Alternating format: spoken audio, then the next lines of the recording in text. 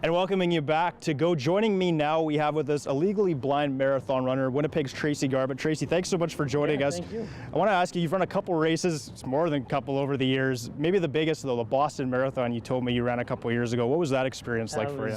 Most of me, I ran it in 2015, and when you're out with 35,000 people, you have over 750,000 cheering fans. It's the most amazing experience. It was literally deafening at some points. I could barely hear my guide runner. Wow. How many marathons, races would you say you've run over the years? Well, I've ran 3 marathons, and I've probably ran, 10, 15 half marathons, a lot of 10Ks, 5Ks, so I've had my share of distances in there.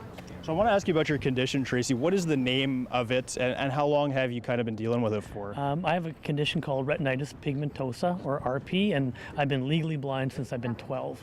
So was running a part of your life back when you were 12, or is this something you picked up kind of later in life? I've always loved running. I always wanted to run a marathon, but I didn't run my first marathon until 2005. Wish I would have ran a lot more, but it's just the way it happened.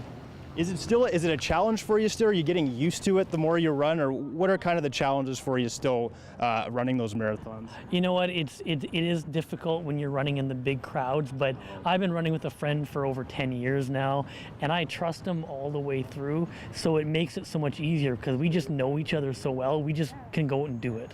Wow.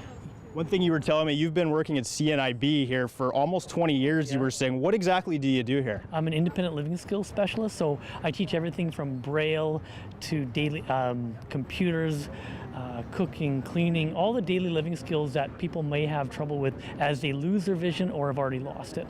So, I mean, it's great to see you're active, you're giving back to the community. What would you say to someone maybe who's dealing with vision loss for the first time, they're just starting to deal with vision loss, they're kind of feeling down about things? What would kind of be your message for them?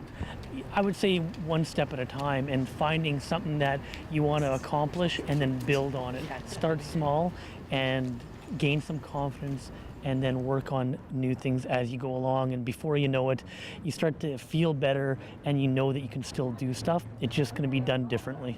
Great stuff, Tracy. Thanks so much for joining us today. Coming up next on Go, Interstellar Rodeo was this past weekend. Tracy Koga has an interview with one of the headliners, Serena Ryder.